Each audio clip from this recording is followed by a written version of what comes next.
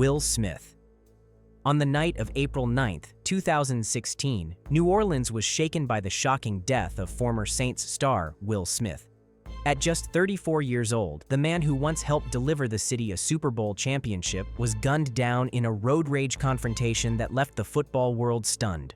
Smith's rise began at Ohio State, where he became an All-American and led the Buckeyes to the 2002 national championship. Drafted in the first round of the 2004 NFL Draft, he spent his entire career with the New Orleans Saints. Known as a dominant defensive end, Smith earned Pro Bowl honors in 2006 and played a central role in the Saints' historic Super Bowl 44 victory over the Colts in 2009. Beloved for his toughness on the field and his generosity off it, he was more than just an athlete. He was a leader in the New Orleans community. But that legacy was violently cut short. After a night out with his wife and friends, Smith's SUV was rear-ended by a Hummer driven by 28-year-old Cardell Hayes. The crash quickly escalated into a heated argument on a quiet street in New Orleans. Within moments, Hayes pulled out a handgun and fired 8 shots. 7 bullets struck Smith in the back, killing him at the scene. His wife, Raquel, was also shot in the legs but survived. Investigators later revealed Smith's blood alcohol content was nearly 3 times the legal limit, though no evidence showed he ever used the weapon found in his car. Hayes claimed self-defense, arguing Smith had threatened him, but prosecutors countered that the shooting was deliberate and unnecessary. In December 2016, a jury convicted Hayes of manslaughter and attempted manslaughter. He was sentenced to 25 years in prison. Years later, after the U.S. Supreme Court struck down non-unanimous jury verdicts, Hayes' conviction was vacated, and he was released on bond. But in January 2024, following a full retrial, Hayes was once again found guilty of manslaughter. He was sentenced to 25 years in April 2024, later reduced to just over 22 years with credit for time served. Will Smith's murder remains one of the darkest chapters in NFL history. A champion, a Pro Bowler, and a man who gave back to the city he represented. His story is remembered not just for the way he died, but for the powerful legacy he left behind in New Orleans. Joseph McKnight was born on April 16, 1988 in Kenner, Louisiana. A standout at John Curtis Christian High School, he became one of the most sought-after recruits in the country, overcoming the devastation of Hurricane Katrina to carry his team to championships. At USC, McKnight was hailed as the next Reggie Bush, electrifying crowds with his speed, versatility, and playmaking ability. In 2010, he was drafted in the 4th round by the New York Jets, where he etched his name into franchise history with a 107-yard kickoff return touchdown, still the longest in team history. Later, he played briefly for the Kansas City Chiefs before injuries slowed his NFL career, leading him north to the Canadian Football League, where he found new life with Saskatchewan. But on December 1, 2016, tragedy struck. In Terrytown, Louisiana, a traffic dispute escalated. Ronald Gasser. From inside his vehicle, Gasser fired his handgun, striking McKnight, who collapsed in the street. The shooting stunned the sports world. Gasser remained at the scene, surrendered his weapon, and was questioned. Initially released without charges, public outrage forced a deeper probe. By February 2017, he was indicted for second-degree murder.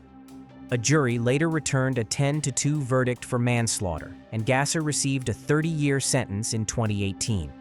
But that conviction unraveled when the U.S. Supreme Court struck down non-unanimous jury verdicts. With his case overturned, Gasser pleaded guilty to manslaughter in 2022 and was sentenced to 10 years he had largely already served. He walked free in 2023, leaving McKnight's family with little sense of closure. Joe McKnight's life was one of promise, perseverance, and brilliance on the field. Yet it ended not with the roar of the stadium, but with senseless violence on a suburban street. By the way, I'm going to be posting a lot more interesting videos on the channel. I'll greatly appreciate it if you could show support by liking this video and subscribing to the channel. Thank you very much. Sean Taylor. He was born on April 1, 1983 in Florida City, Florida. By the time of his tragic death on November 27, 2007 in Miami, he had become one of the NFL's brightest stars and most feared defenders. Taylor's football journey began at the University of Miami, where he was a standout safety, earning All-American honors and helping the Hurricanes win the 2001 National Championship. In 2004, the Washington Redskins selected him 5th overall in the NFL Draft. Nicknamed Meast, half-man, half-beast, Taylor quickly became known for his devastating hits, elite instincts, and relentless style of play. He was a Pro Bowler twice and regarded as one of the league's most dominant young safeties. But on November 26, 2007, Taylor's life was violently cut short.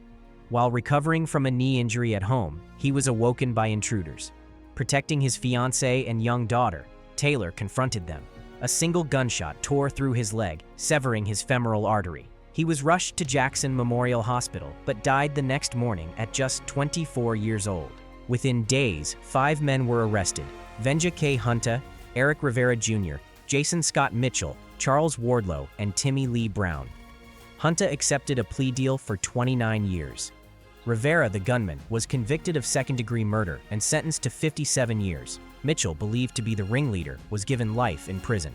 Wardlow received 30 years, and Brown, through a plea agreement, was sentenced to 18 years. Though his career was brief, Taylor's impact was everlasting.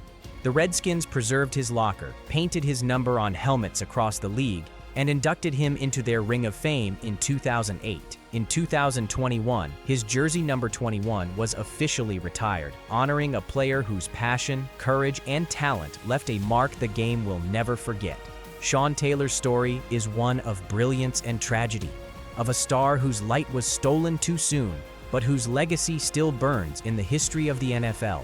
Steve McNair was more than just a quarterback. He was the face of Tennessee football. Born in 1973 in Mount Olive, Mississippi, McNair rose from humble beginnings to become one of the NFL's toughest leaders. Drafted 3rd overall by the Houston Oilers in 1995, he carried the franchise into its new era as the Tennessee Titans. Known for his grit and determination, McNair led the Titans to Super Bowl 34, falling just 1 yard short of tying the game in one of the most dramatic finishes in NFL history. A 4-time Pro Bowler and the league's co-MVP in 2003, he left a lasting mark as one of the most respected quarterbacks of his generation. But on July 4, 2009, tragedy struck. McNair was found dead inside a Nashville condominium alongside 20-year-old Sahel Jenny Kazemi, a woman he had been in a relationship with. McNair had been shot twice in the chest and twice in the head while he lay on the couch.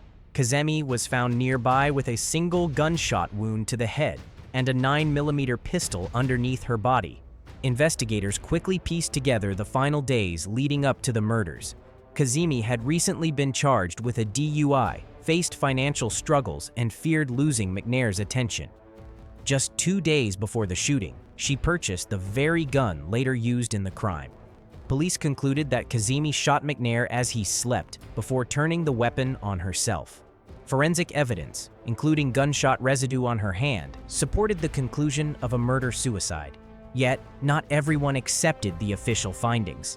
Private investigators and some close to McNair raised questions about inconsistencies in the case, pointing to her unfamiliarity with firearms and highlighting suspicious circumstances surrounding how she obtained the gun. Still, in 2010, a grand jury declined to reopen the case, leaving the official ruling intact. McNair's death at just 36 years old stunned the NFL world. Thousands attended his funeral in Mississippi, where he was remembered not only for his achievements on the field, but for his leadership and generosity off it.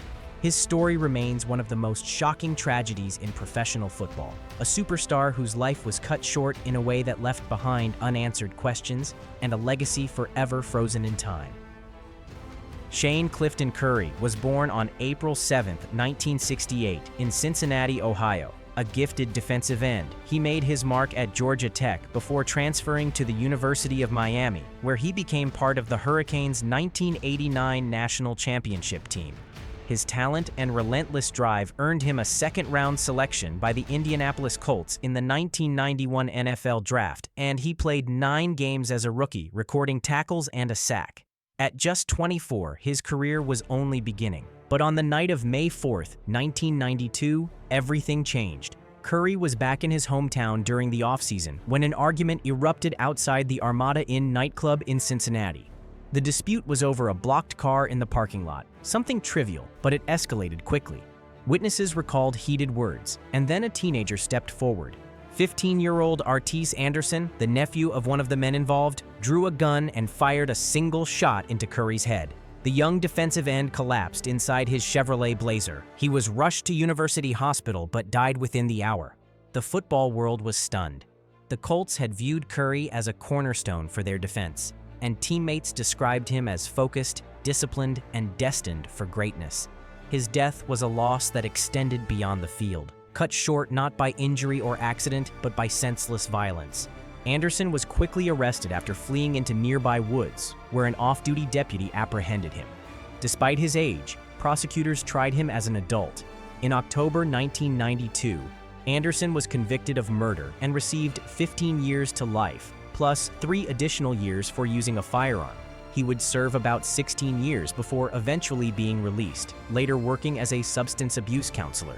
Shane Curry's story remains one of the NFL's darkest tragedies, a player with national championship pedigree, professional promise, and a future unfolding before him, gone in a moment of reckless violence. His name endures as a reminder of both potential unrealized and the fragility of life beyond the game. Darrent Williams was a rising NFL star whose life ended far too soon. Born in Fort Worth, Texas, in 1982, he fought his way from Carter Riverside High School to Oklahoma State University, where his speed and skill at cornerback caught the eyes of scouts. In 2005, the Denver Broncos drafted him in the second round, and almost immediately, Williams became known for his aggressive play, recording interceptions and showcasing the kind of raw talent that promised a long and successful career. But the promise of that future ended on New Year's Day, 2007. Hours after celebrating the turn of the year with teammates at a nightclub in Denver, tensions flared. An altercation broke out between members of Williams's group, including fellow Bronco Brandon Marshall and local gang members tied to the Crips. Though the fight was broken up, its consequences followed Williams into the early hours of the morning. Around 2:10 a.m., as he rode in the back of a white stretch Hummer limousine with teammates and friends, another vehicle pulled alongside near 11th Avenue and Spear Boulevard. A barrage of gunfire erupted. 15 shots were fired. One pierced the limousine and struck Williams in the neck. At just 24 years old, he died instantly in the arms of his teammate, Javon Walker. The investigation that followed pointed quickly toward gang retaliation. Witnesses testified that Willie D. Clark, a known Crips member, was the gunman. After a lengthy investigation and trial, Clark was convicted in 2010 of first-degree murder, along with attempted murder and assault charges for the others in the limousine. He was sentenced to life in prison without the possibility of parole, plus more than 1,000 additional years for related crimes. For the Broncos and the entire NFL community, Williams's death was a devastating loss. He was more than just a talented cornerback. He was a young man with ambition, energy, and a career only just beginning.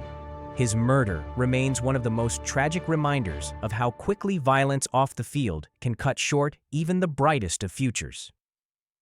Fred Lane was born in Franklin, Tennessee in 1975. A standout running back at Lane College, he went undrafted in 1997 but earned a spot with the Carolina Panthers. Lane quickly became a fan favorite, rushing for over 800 yards and 6 touchdowns in his rookie season, including a dominant performance against the Oakland Raiders. By the end of 3 seasons, he had totaled more than 2,000 rushing yards and 13 touchdowns, cementing himself as a tough, determined runner. In June 2000, he was traded to the Indianapolis Colts and was preparing for the next chapter of his career. But just weeks later, tragedy struck. On July 6, 2000, in Charlotte, North Carolina, Lane returned home. As he walked through the front door, his wife, Deidre Lane, shot him with a shotgun, once in the chest and then again in the back of the head as he fell. He was only 24 years old. The investigation revealed a volatile marriage marked by financial strain and violence. Prosecutors argued the shooting was premeditated, pointing to a life insurance policy taken out shortly before his death. Deidre Lane claimed self-defense, alleging abuse, but in 2003, she pleaded guilty to voluntary manslaughter and received 8 years in prison. She later served additional time for unrelated bank fraud charges. Fred Lane's murder stunned the NFL. A promising career and a young life were cut short in an instant, leaving fans and teammates to mourn a player remembered for his grit, determination, and the potential he never had the chance to fulfill. Brian Pata was a promising football star whose life ended in tragedy. Born on August 12, 1984 in Miami, Florida, Pata played as a defensive lineman for the University of Miami Hurricanes. On November 7, 2006, just after leaving football practice, he was gunned down outside his apartment complex in Kendall, Florida. He was only 22 years old. During his college career, Pata was known as a powerful force on the defensive line. Standing 6'4" and nearly 280 pounds, he played in 41 games for Miami between 2003 and 2006 and was projected to be drafted into the NFL in 2007. Teammates described him as a leader, someone who looked out for younger players, and a player determined to succeed both on and off the field. But on that November night, after returning home from practice, Pata was ambushed in the parking lot. Witnesses reported hearing a pop and seeing a man jogging away from the scene. Pata was shot in the head with a medium-caliber weapon, collapsing near his car. His murder devastated the Miami football program and left investigators searching for answers. For years, the case went unsolved. Rumors spread, but no charges came. Then, in August 2021, police arrested former Miami teammate Rashawn Jones and charged him with first-degree murder. Prosecutors alleged that Jones, who had been suspended from the team years earlier, harbored resentment toward Pata. Evidence cited included past threats, phone records, a witness photo lineup, and ballistics. In March 2022, a Miami judge granted Jones bond set at $850,000, though prosecutors insisted there was a viable case against him. As of today, the legal proceedings remain ongoing, with Jones maintaining his innocence. Brian Pata's story remains one of the darkest tragedies in college football history. A young man on the cusp of the NFL, taken by violence not on the field, but in life itself. Blenda Glenn Gay was born on November 22, 1950, in Greenville, North Carolina. By the mid-1970s, he had carved out a place in the NFL as a hard-working offensive lineman. Drafted in the 1973 NFL supplemental draft by the Oakland Raiders, Gay was released during camp but quickly found his way to the San Diego Chargers, appearing in 2 games in 1974. His real break came with the Philadelphia Eagles, where he played through the 1975 and 1976 seasons, suiting up in every regular season game. At just 26, his career was gaining momentum, and he seemed destined for a long run in professional football. But on December 20, 1976, tragedy struck inside his home in Camden, New Jersey. In the early hours of the morning, Gay was attacked while sleeping. His wife, Roxanne, used a knife to cut his throat, ending his life in a sudden and violent act. Reports from neighbors and investigators painted a chaotic scene, one that shocked the community and the Eagles organization. In the aftermath, Roxanne claimed she had acted in self-defense, alleging years of abuse at the hands of her husband. She pointed to repeated police calls and instances of violence. Yet, when the case reached court, a psychiatric panel found no evidence supporting those claims. Her own attorney eventually admitted there was little proof to back her allegations. The focus soon shifted to her mental state. Doctors determined that Roxanne was suffering from schizophrenia. Rather than face a traditional murder trial, she was declared legally insane, committed to Trenton Psychiatric Hospital, and all charges were dropped. She remained there until her release in 1980. For teammates, fans, and the NFL at large, the murder of Blenda Gay was a devastating reminder that even the brightest careers can be cut short, not on the field, but by tragedy at home. His death remains one of the most haunting and shocking stories in the league's history. Dwayne Haskins Jr. was born on May 3, 1997, in Highland Park, New Jersey, and rose to prominence as one of the most talented quarterbacks of his generation. But on April 9, 2022, his life ended tragically near Fort Lauderdale, Florida, leaving behind unanswered questions and a legacy that was only beginning to form. At Ohio State, Haskins became a household name in 2018. In his one full season as a starter, he threw for over 4,800 yards and 50 touchdowns, shattering school and Big Ten records. His performance earned him the Rose Bowl MVP and made him a finalist for the Heisman Trophy. The Washington franchise drafted him 15th overall in the 2019 NFL Draft, where he started parts of 2 seasons before his release. In 2021, the Pittsburgh Steelers signed him, giving him another chance to develop into the player many believed he could become. But in the early hours of April 9, 2022, Haskins' story took a devastating turn. After his car reportedly ran out of gas along Interstate 595, he set out on foot to find fuel. His wife, Calabria, told a 911 dispatcher she lost contact with him shortly after. As dawn approached, Haskins was walking in the roadway when he was struck by a dump truck and fatally injured. Reports later indicated he may have also been clipped by another vehicle trying to avoid the collision. Toxicology tests revealed that his blood alcohol level was more than twice the legal limit in Florida, and traces of ketamine were also found in his system. Though the medical examiner ruled the death an accident, his family pursued a wrongful death lawsuit, alleging that Haskins had been targeted, drugged, and robbed before entering the highway. They also claimed negligence on the part of the truck driver, the vehicle's owners, the rental car company, and the state for unsafe road conditions. In 2023, his estate reached a partial settlement with the truck's driver and owners. By the end of 2024, his widow moved to dismiss the lawsuit entirely, announcing that significant settlements had been reached. Dwayne Haskins was just 24 years old. Known as Simba by those close to him, he was remembered for his leadership, his charisma, and his potential that was never fully realized. His tragic death remains one of the most haunting chapters in modern NFL history, a reminder of how quickly promise can turn to heartbreak. Rayshea Caldwell was born on March 28, 1979, in Tampa, Florida. A standout at Jefferson High School and later at the University of Florida, he became one of the Gators' most dangerous receivers, helping lead them to an SEC championship in 2000. His success earned him a spot in the 2002 NFL Draft, where the San Diego Chargers selected him in the 2nd round. Caldwell spent 4 seasons in San Diego before joining the New England Patriots in 2006.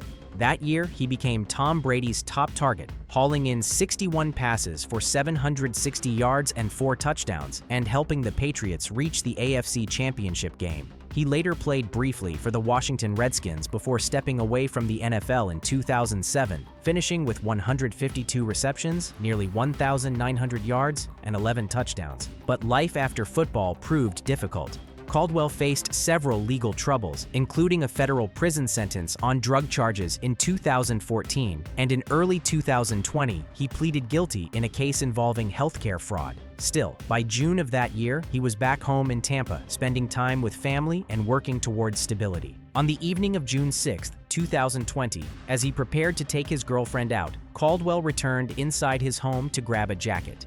At that moment, armed men ambushed him. He was shot in the leg and chest in what police later described as a targeted robbery. Paramedics rushed him to the hospital, but he died in the ambulance. He was 41 years old.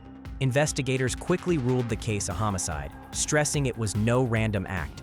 His mother insisted her son had been set up, and the community gathered days later at a vigil to demand justice. In the months that followed, federal authorities linked the killing to organized robbery crews, and suspects were arrested. One man later admitted his role in the crime and received a lengthy sentence. If I missed any player in the video, please name them in the comments. If you enjoyed this, I'll be posting a lot more interesting videos on the channel. I'd greatly appreciate it if you could like and subscribe. Thank you very much.